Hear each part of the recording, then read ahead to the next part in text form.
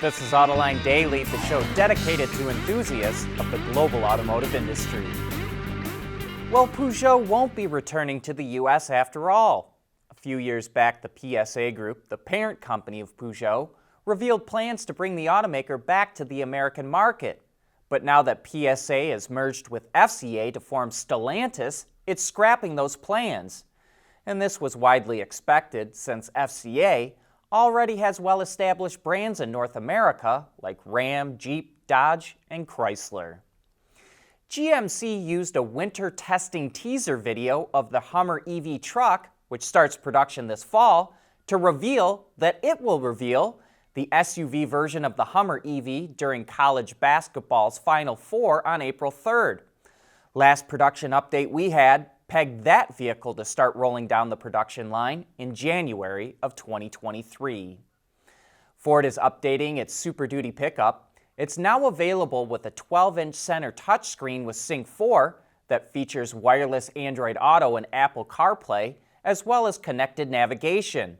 A new Lariat Sports Appearance package is also available, which includes body color grille, bumpers, and mirrors, plus a chrome exhaust tip and black running boards.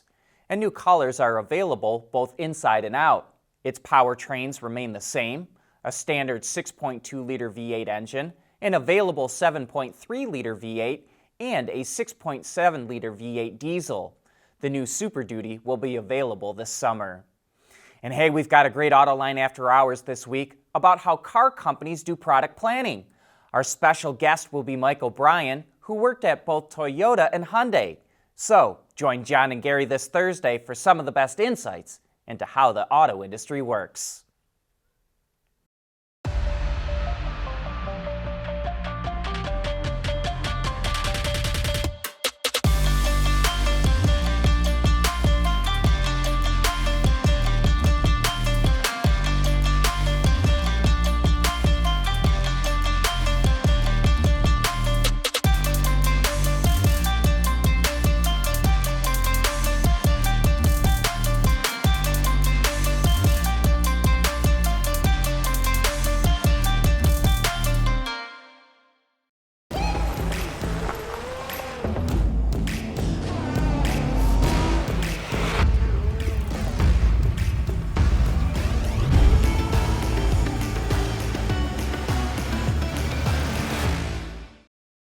We want to know what drives your testing. OTA, connected car, diagnostics, remote testing. Intrepid Control Systems is here to help you work from anywhere. Intrepid Control Systems, driven by your data.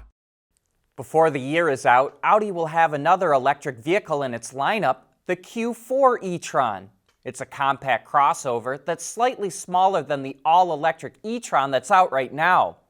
While it would be nice to have some driving figures, Audi is first detailing the interior, and here's some of the highlights. Fully digital displays come standard on the vehicle. A 10.25-inch screen sits in the instrument cluster, while a 10.1-inch display is mounted into the center of the dash. There's an optional 11.6-inch screen as well.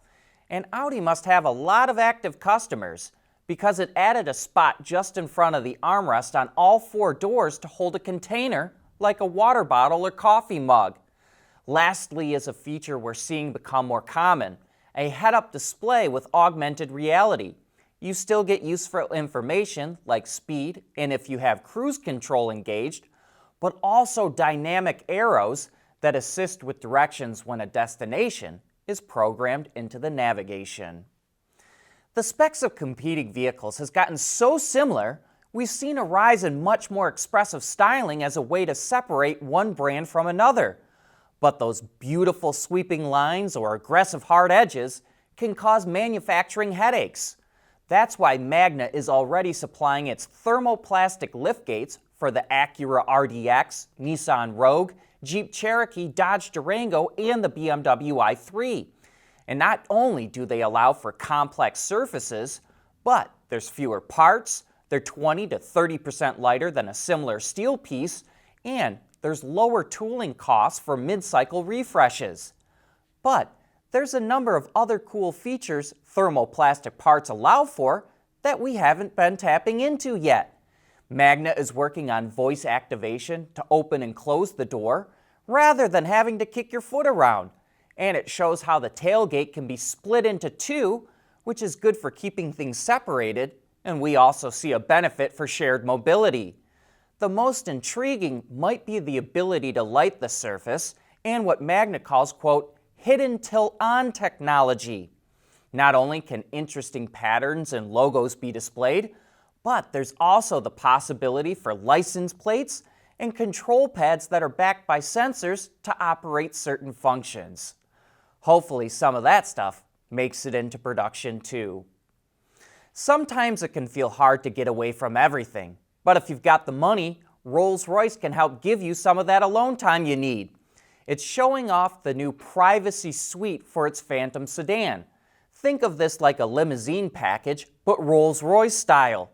Electrochromatic glass that can change opacity at the push of a button separates the front from the rear. There's also privacy glass in the rear and curtains to block out the outside world even more. Without that open space to the front, an intercom system was added, and so was a pass-through for documents and other things.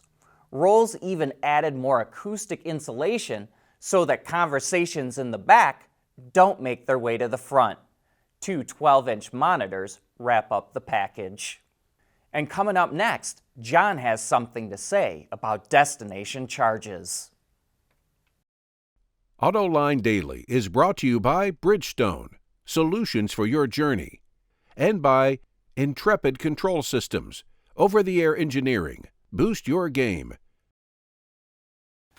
Volkswagen hopes to become the largest EV brand in just a few years. But in the meantime, it still has to sell a ton of ICE cars, like the Passat that just came through the Autoline garage. And VW is struggling to do that. Like all other passenger sedans, sales of the Passat are falling. They're down 39% for the first 2 months of the year, and will probably fall further as VW diverts almost all of its marketing muscle behind its electrics. The Passat, though, is a decent car. Roomy, responsive, and at a rated 28 miles to the gallon, reasonably efficient. For 2021, VW did not do a lot to upgrade it, with the exception of a new infotainment system. We had the 2-liter turbo R-Line, which goes for about $31,400. And of course, that includes the destination charge, which leads me to my next point. For years, we here at Autoline have complained about destination charges for new vehicles. When most automakers advertise the price of their cars and trucks, they do not include the destination charge. It's buried in the fine print and usually adds $1,000 to the price. In many cases, it adds a lot more. Here's the other thing. Consumer Reports says the cost of destination charges is going up at more than twice the rate of inflation. No automaker will tell you exactly how they calculate the destination charge. They keep it a secret. I believe that's because the destination charge is a way to raise prices, yet claim that the MSRP has not gone up. Look, I don't have a problem with automakers tacking on a destination charge. What I have a problem with is them advertising a price that does not include it. In other words, the price they're advertising is misleading. I'm surprised the Federal Trade Commission has not weighed in on this. I thought the FTC's job was to prevent fraudulent advertising, because one thing's for sure, you cannot buy a car without paying for the destination charge. And that wraps it up for today's show. Thanks for watching. We'll see you again tomorrow.